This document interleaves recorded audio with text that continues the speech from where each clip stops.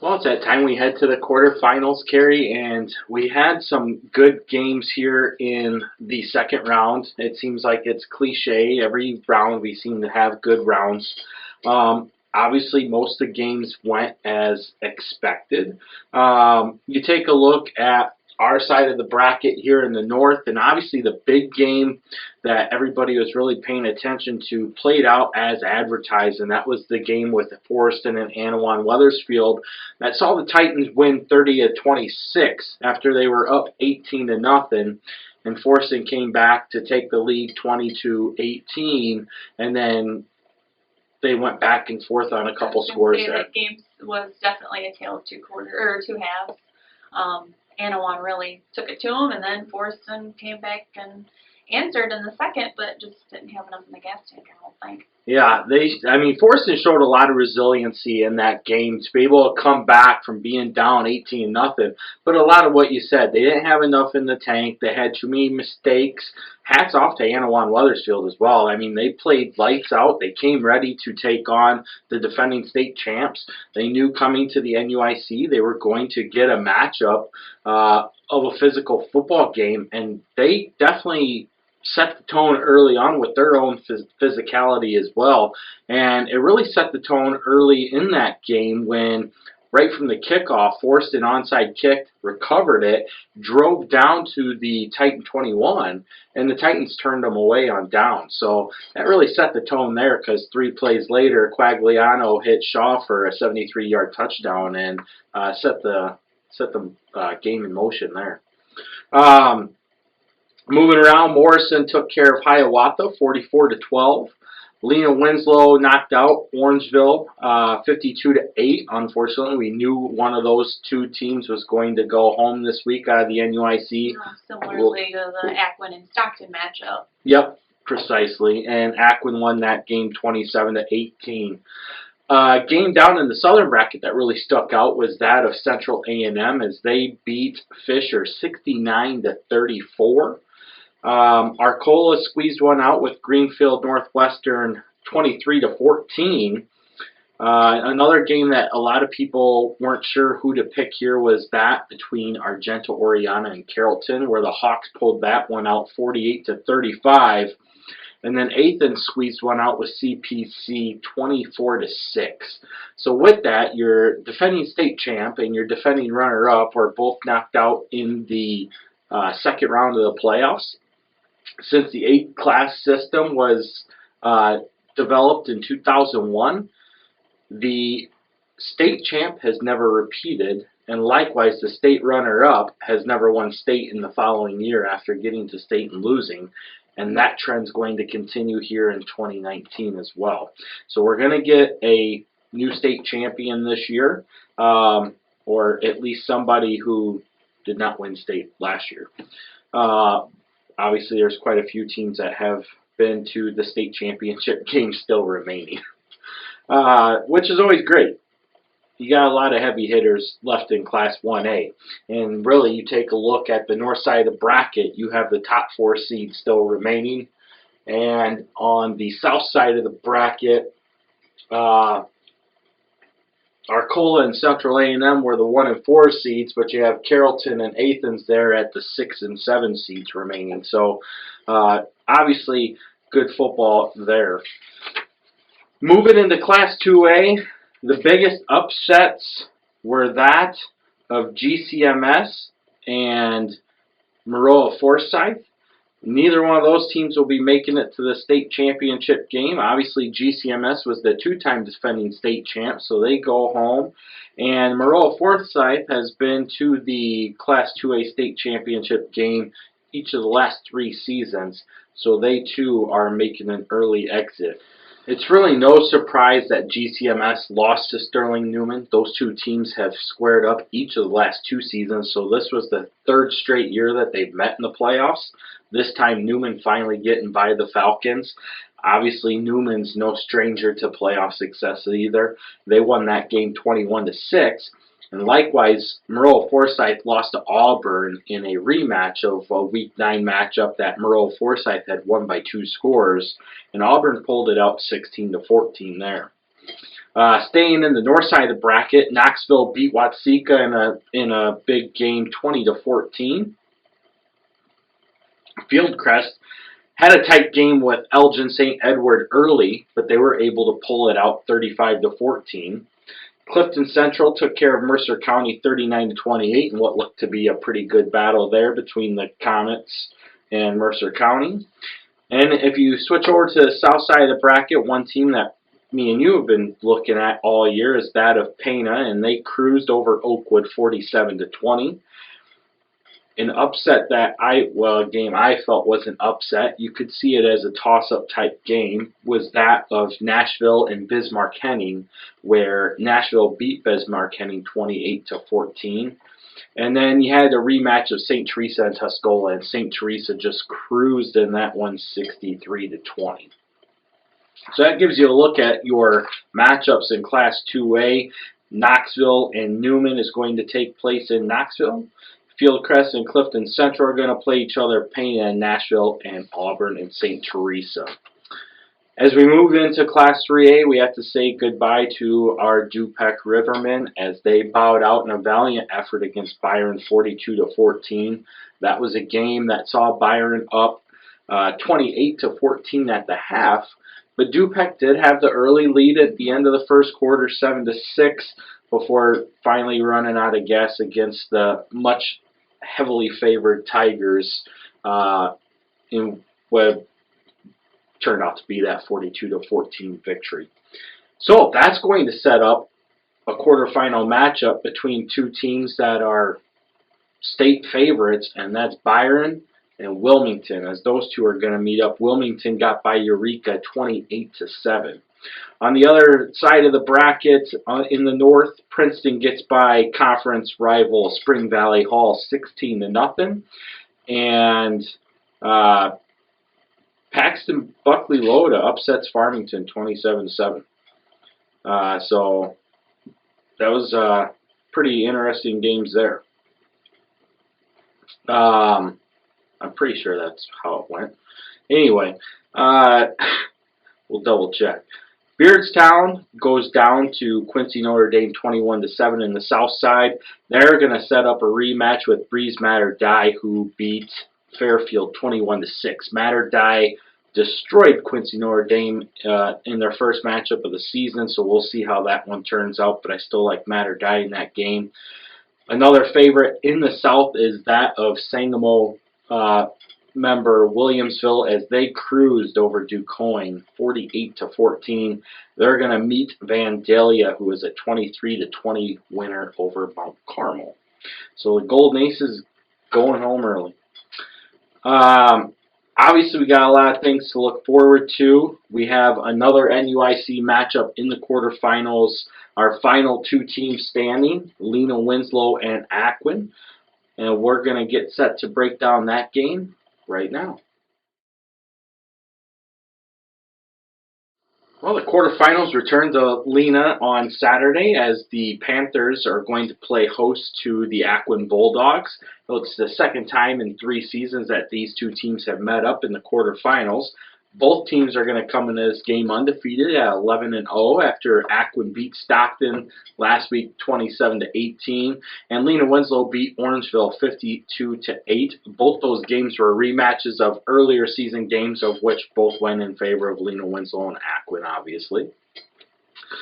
Last time these two teams met up was the 2017 quarterfinals, where Lena Winslow ran away in that one 67-28.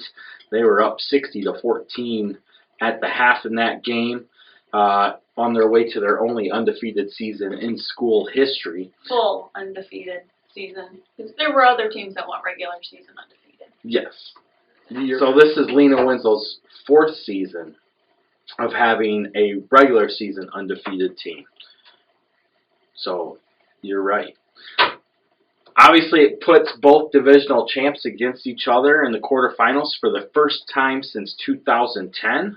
The last time it happened is when Lena Winslow beat East Dubuque in the quarters 34-15 on the road to their first state title.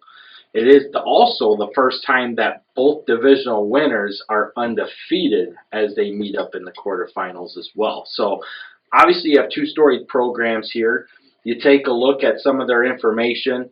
You know, Lena Winslow's 40-22 in the playoffs, getting that 40th win here against Orangeville on Saturday.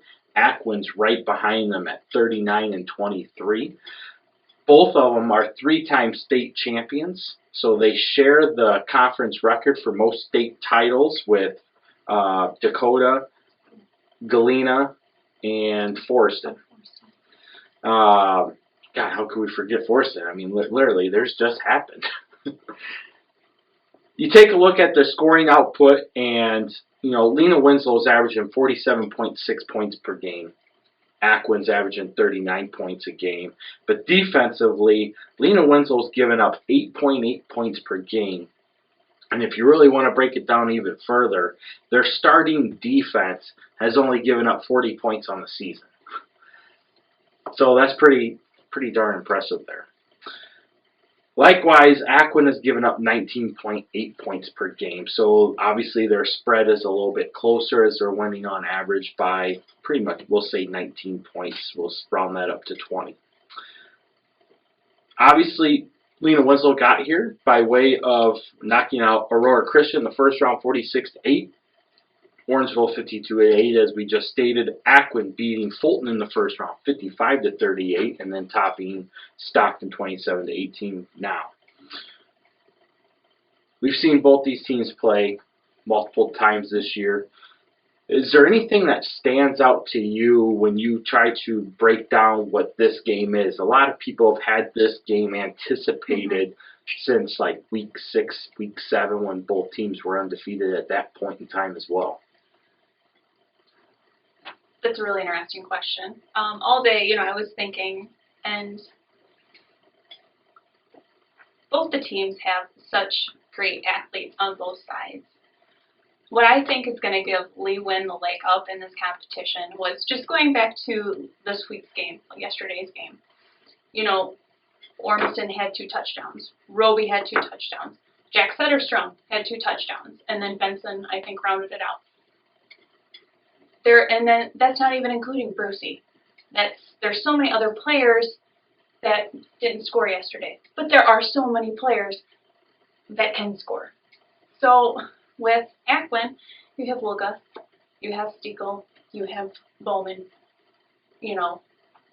I just feel like the Panthers are just a little bit deeper, and like I said, I think that's what's going to give them the leg up. I agree with you. When you take a look at the lines of both Lena Winslow and Aquin, they're going to fairly well match up as far as weight. Aquin's averaging about 230 pounds across the front. Lena Winslow's averaging about 240 pounds across the front.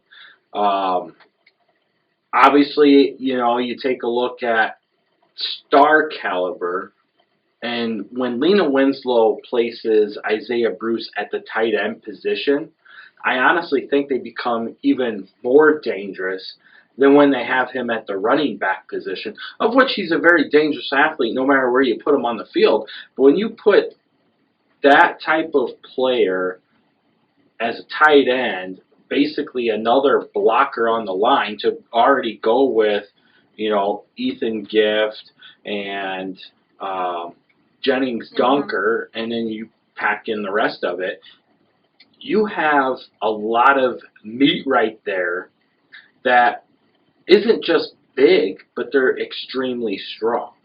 And obviously when you take a look at the talent level in its own right, obviously Bruce and Dunker are Division I talents that are going to a Power 5 school in the Iowa Hawkeyes. So is that something that Aquin has to pay attention to? Most definitely. But if I'm the Aquin Bulldogs, I don't want to be afraid of that. Because the minute you get onto the field and you get caught up into the star power of it. Let's be honest, Aquin has never been a team that looked at the name on the front of the jersey and said, I'm gone. It was fun.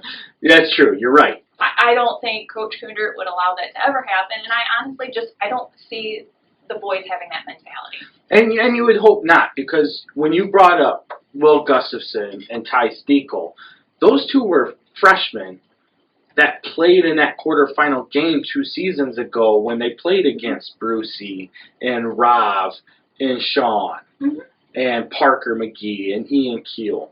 And they know what it's like to get routed 67-28. They were there. They started that game on defense. So you take a look at what you have now, and you got to put something together offensively. Defensively, the biggest thing for Aquin is their rush defense. They have given up a lot of yards on the ground, and because their offense is so high-powered and prolific, they've been able to basically outshoot everybody that they've played. Obviously, mental mistakes is going to play a key in this game, too. You can't have penalties, especially if you're Lena Winslow, but more so if you're Aquin, because Aquin, in my opinion, needs to have a more perfect game to take on Lena Winslow here, where the Panthers, they can make a couple mistakes and probably get away with it and be all right. Well, again, as long as they don't get into their own heads. Right, correct. But this is one of those games, like you brought up as well, Carrie, the intrigue is here. Because while Aquin is not good at rush defense, they have finesse. They do have a lot of finesse. But they have finesse. But Lena Winslow has not always been very good at pass defense. But if you take a look at their round 1 game with Aurora Christian, they shut down a quarterback that is being looked at by Division I schools as well. Yeah, they didn't have any problem with that. No. And I think part of that, though, wasn't so much they shut Hampton down, it's so much that they shut their receiving core down. They were able to make those moves happen. And you take a look even further into it, Will Gustafson brings an even more dynamic to the playing field than what Ethan Hampton had in that first round matchup, because Will's going to take off and run the ball too. You took a look at what Hampton did. He's not much of a runner. And when you throw Stiegel in the backfield with him, I've heard this referred to, I think it was Coach Snyder brought it up. It's almost like facing a triple option offense in the spread formation when you play at Aquin, because Will can pass it, and then they can option out on either a QB keeper, a QB option, or a play action dive with Stiegel up the middle. They have a lot of options. And, I think what you're going to see in this game is you're going to see Lena Winslow respect Aquin's ability to throw the ball, first and foremost. And I would expect to see them come out in 4-2 or a nickel-type defense, maybe even a 4-3, and slide an outside linebacker out on the slot position. Likewise, Aquin's going to have to come out and stack the box. But one of the keys for Lena Winslow is to get off tackle. So where Aquin's going to have a lot of focus is setting that edge defensively and having those corners come up and shutting down that outside edge. If they're going to allow the off-tackle run to get 3 to 4 yards a pop, they're not going to be successful. They have to attack that edge. The problem is every year, Coach Aaron comes up, or Coach Benson, maybe one of the two, comes up with this one play that always seems to set everything in motion. 2 years ago, it was the wheel route, where you saw Rob or you saw Isaiah go out on a wheel route, and it was wide open every time because it was always the backside wheel. This year, it's a seam route. It's a lead to the one side of the defense, generally to the right, and out comes Roby to the left up the left seam. And it's miraculous to watch it because you can almost call it. You know, I And can't. you do. I mean, I can't remember. Hey, this is what's gonna happen. I can't remember who I was talking to Saturday. I said, "Watch this. This is going to happen. Not sure when, but it's going to happen. And if it's completed, it's going to go for a score," and it did. And you know, you can predict it, but you just don't know when they're going to do it because they don't do it enough. And you have to stay honest on the run. And when you see Bruce leading Ormiston, you're like, yep, Ormiston's got the ball. And all of a sudden, Benson's got the ball back here hidden, and then he's throwing it over top. It's like, oh, wow. But obviously, like you said, there's a lot of firepower on both sides of these teams. I think it's going to be a very interesting match, to say the least. I think a lot of people are going to have Lena Winslow pick. And, you know, this is going to be a great game. And who do you got? Well, I kind of mentioned it earlier, based on, as you called it, the star power. I've got to go with the Panthers, but I do not want to sell the Bulldogs short at all. I like Lena in this matchup too. So obviously Morrison and Annawan-Wethersfield are going to play. Big matchup there. Both teams are also undefeated. You got a lot of good athletes in that game as well too. Obviously Annawan-Wethersfield just topping Forreston. The play of Colton Quagliano, the quarterback, really stood out. And a lot of people are like, man, he is the real deal, and he is. He reminds me a lot of Will Gustafson, just a taller version, to be honest. He's very accurate with his passes. He is very present when he's in the pocket. When the pocket collapses, he knows where the line of scrimmage is. And he will buy himself enough time to make plays happen. And it was really something to see. And you're like, how does he do that? Like, you can see it breaking down. You can see everybody coming around. And all of a sudden, you just see the perfect opening right in the field. And you're like, how do you miss that? So he's reminiscent, at least, of Clark, in essence, of like how he orchestrates his offense. Yes. Obviously, he's got to have some people to go to. Julian Samuels at wide receiver is one of his go-to targets. Forreston did a great job of isolating him away from their game plan on Saturday night. But it opened up that of Isaac Shaw. So where one goes down, the other comes up, you know. And then you also take a look at the play of Cale Nelson. I mean, this is a kid who obviously was in there all game long, wasn't targeted much of the game, but on their last drive to get what would eventually be the game-winning touchdown, he comes up with two big catches, a 27-yarder and a 42-yarder, to get him down to the 2-yard line, which then allowed the running back Reese-Grip to get in for the touchdown. So that, too, is another playmaker you got to watch out for, too. And then one guy that I was really impressed with, there was actually two on defense, and that was Brady Kelly and Drake Van Hyft, as both of them play linebacker.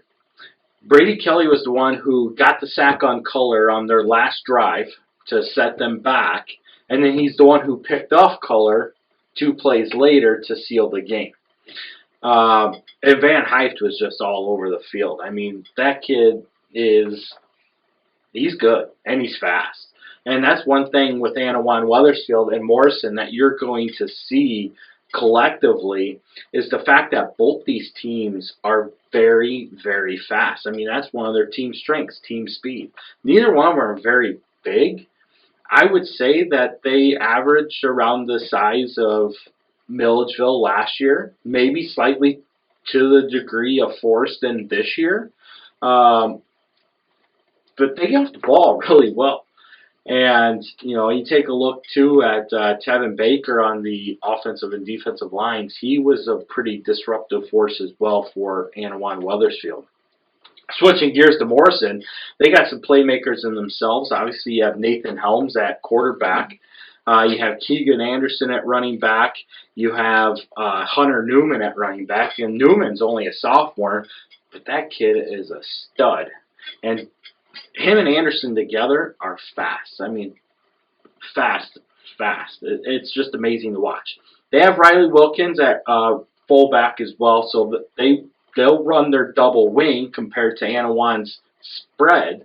And when you take a look at the Titans and the Mustangs, it's almost like you just saw the Titans and the Cardinals, because what Morrison does is pretty much exactly what Forreston does. The only difference is Forreston runs that double wing tight set, where Morrison's going to run a double wing set, but they're going to split an end out to either the left side or the right side of the field.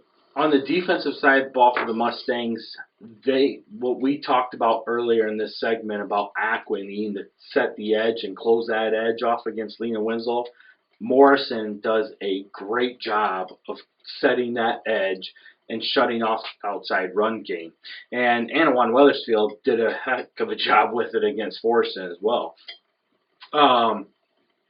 With that, you take a look at Nathan Mickley at linebacker, and a lot of people might say that he should also be in the backfield, which that's his offensive position as running back, but he's one of those that doesn't get a lot of carries. They keep him on the defensive side of the ball, but he is fast, he's physical, he plays bigger than he is. I mean, he comes in about 185 pounds, but he plays like he's 225 pounds.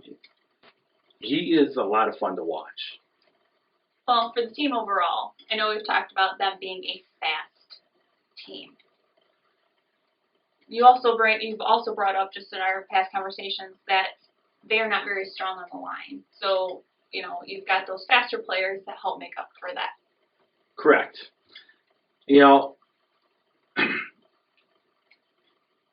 Annawan-Wethersfield did a good job of meeting or matching the intensity of Forreston on the line. Their nose guard did a great job of isolating Forreston center all game long. And it caused a lot of issues on the snap, too. As you saw, I think there was 4 botched snaps between the center and QB exchange for the Cardinals in that game Saturday night. Likewise with Morrison, their line will get out and they'll block. They're not very fast off the ball. And I think a team, and they're not very big. So when you don't have a lot of size, I think their line averages 210, 215. When you don't have a lot of size, you have to rely on that speed of getting off the ball. And while Morrison can do that, I've seen glimmers of where they just don't do it well enough in comparison to some teams that they might face down the road. Overall, they're very fundamentally sound. Obviously very disciplined, as you would expect coming out of the conference that they come out of. I mean, you just don't go through the 3 rivers and win it going undefeated without being a disciplined ball club. And Coach Oding's done a hell of a job there, picking up where Coach Bielema left off and just developing. I mean, you take a look, they were 2-7 last year. Now they're 11-0. They're in the quarterfinals. On top of that, they beat Sterling Newman, who's in the Class 2A quarterfinals. So while a lot of people are worried about what Morrison can do, I do like Morrison in this game, but they're going to have a good defensive set in order to stop the passing offense of Annawan-Wethersfield. On top of that, Morrison's going to have to get more consistent in their offense. That's one of their downfalls. They're not very consistent in their offensive play sets. They do a good job running the plays, but they can't sustain drives. And they're going to have to be able to do that in order to top the Titans in this matchup. because this is a game that, you know, line play is going to dictate it. Morrison's pass defense has to be there. I mean, Forston shut down Annawan-Wethersfield's rush offense. They had 60 yards rushing, but they threw for 410 yards. So I do like Morrison in this game. I think Morrison will have the upper hand there. Which we, very rarely disagree. I actually am taking Annawan-Wethersfield, especially because, you know what, they had one thing turned off, they found another way. So I'm going with Annawan-Wethersfield. Yeah. Great pick. I mean, it is. It's a toss 'em up type of game. It would be a lot of fun to watch that game. Well, the second round obviously has been completed, and with that, there were some really good performances this week from our NUIC teams. And while we normally shout those out, we had quite a few records that were either broken, on the verge of being broken, or are getting ready to continually climb the ranks. And first off, we have to go there. Sean Ormston. He has rushed for 432 yards in his last 2 games with 5 touchdowns. Those 5 touchdowns have put him in a tie at the top of the NUIC rushing touchdown list with Jake Apple of 58. So obviously one more touchdown and he's going to be the NUIC rushing touchdown leader in his career. With the rushing yards that he's put up in each of the last 2 games, he has surpassed both Eric Allwender of Aquin and Jake Apple of Dakota in career rushing yards, and now sits 3rd behind Brad Janicki of Aquin and Ravion Valentine of Lena Winston. And right now, I unofficially have, and I say unofficially because I have not gained Lee Wynn's stats as of yet, I have him at 4,307 yards rushing for his career, which would put him 322 yards behind Ravion's number of 4,629. So obviously it's a great accomplishment of where Sean's at. We've been paying attention to what he's been doing from the beginning of the year, and he continues to raise that bar. And I mean, I know a lot of people are sitting there waiting for him to pop this off. So a lot of fun to see that. Switching gears to Aquin, junior quarterback Will Gustafson threw for 2 touchdowns. He also rushed for another 2 touchdowns. This brings his total offensive touchdown count to 64 total in his career already. He's got 34 rushing touchdowns, 30 rushing touchdowns, or 30 passing touchdowns, I mean. And he's working his way up the career list as well, as he's passed Devin Herron of EPC, the 2014 EPC team, John Breitbach of East Dubuque, who just graduated last year, and Aquin quarterback Jeff Hively from the 1986 state championship team. He's already passed those guys in career yardage. And touchdown-wise, he passed Jacob Spear of River Ridge. Or he's in a tie with Jacob Spear of River Ridge, right? Yes. He's in a tie with Jacob Spear of River Ridge, of which Jacob Spear... No, he did break Jacob Spear. Sorry. Did break Jacob Spear's touchdown mark. So, it's just very interesting to see, that type of firepower happen. Somebody asked me what the touchdown total record was, and the best number I can come up with is 87 touchdowns of John Lauer from EPC back in the early 2000s when he played with the Camp Kniss? Mm-hmm. And I dashed some of our playoff hopes, but they probably did. I'm not bitter. And then we got Garrett Rodebaugh. Obviously, Garrett Rodebaugh of the Orangeville Broncos surpassed 3,500 career yards in their lost yesterday, but he finished his career with 3,534 career rushing yards and is Orangeville's all-time leading rusher. So congratulations to you guys. We wish you the best of success moving forward. As we get set to conclude our show for this week, I do want to make a couple mentions.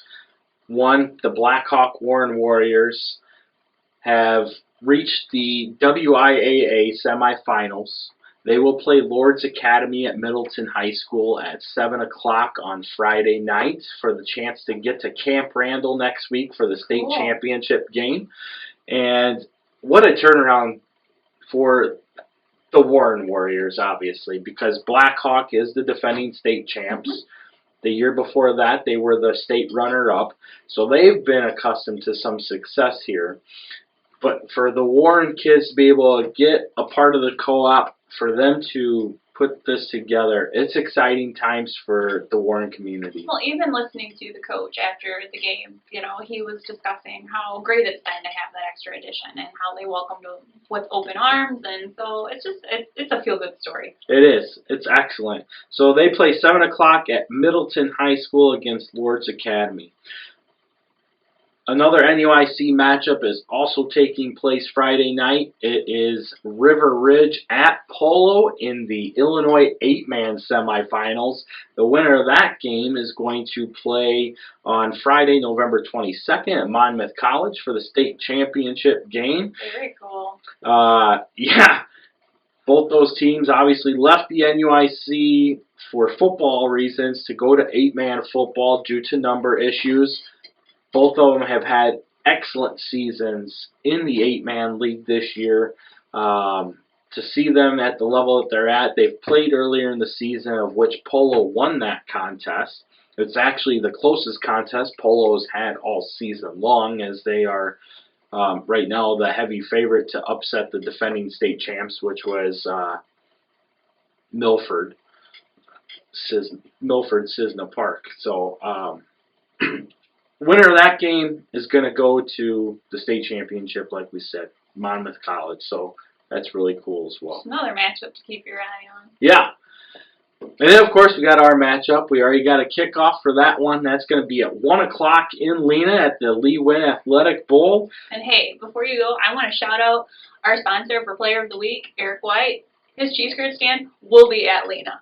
Yes. So, I mean, not only do I love football, I love food. And mainly fried food. So, cheese curds, the best. And they're the Wisconsin cheese yeah. curds, so you can't get much better than that. So, yes, that was excellent to see. I was excited. Definitely. Sorry, totally off.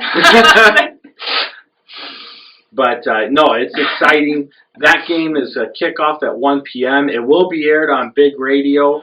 Gates are going to open at noon, so plenty of time to either put a little tailgate together in the park or in the parking lot. Oh, obviously no alcohol. I did see that Leland was open. It was after 5:30. That if you wanted to on Friday night, you could set up your lawn chair. Oh, which nice. Lena usually does do. So get your spots early. It's going to be a packed game. Expect a big crowd. Obviously, the last two teams in the NUIC remaining, big crowds are going to be at that game. So, as always, root for the NUIC.